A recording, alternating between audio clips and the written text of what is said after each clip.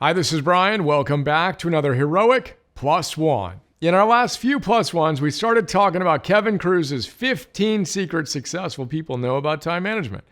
We took a brief detour to talk about a chat I recently had with one of our heroic coaches regarding his parenting and winning.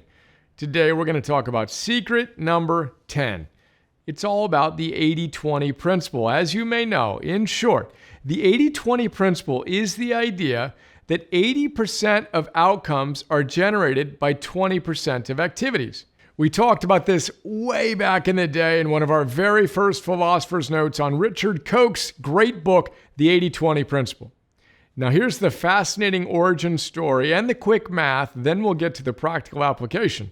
In 1897, Vilfredo Pareto, an Italian economist, was studying wealth and income distribution in 19th century England. He discovered that the majority of land and income was controlled by a minority of the population. In fact, 20% of the population controlled 80% of the wealth and income.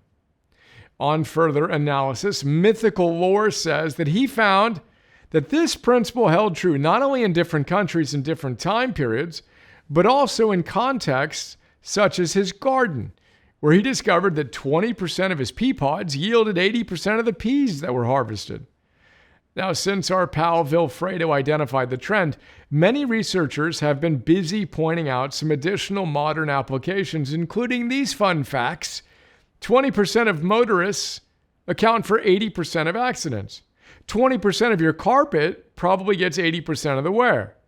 20% of streets account for 80% of the traffic. 20% of clients usually account for 80% of profits. 20% of clothes in your closet are worn 80% of the time, and 20% of beer drinkers drink 80% of the beer. The moral of the math?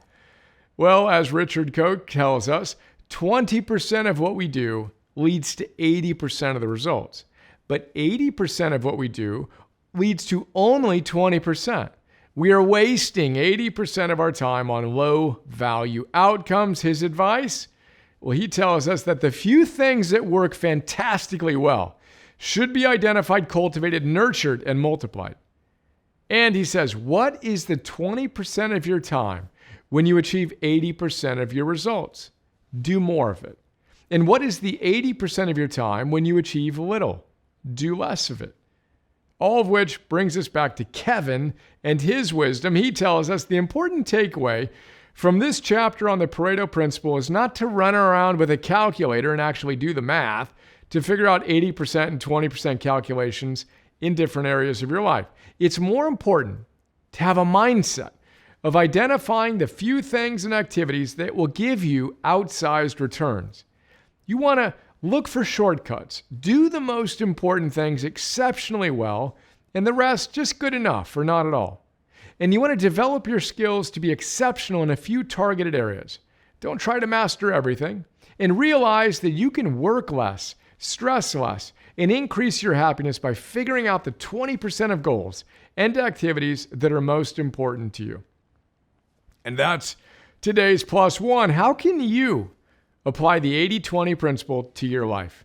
Let's do that today.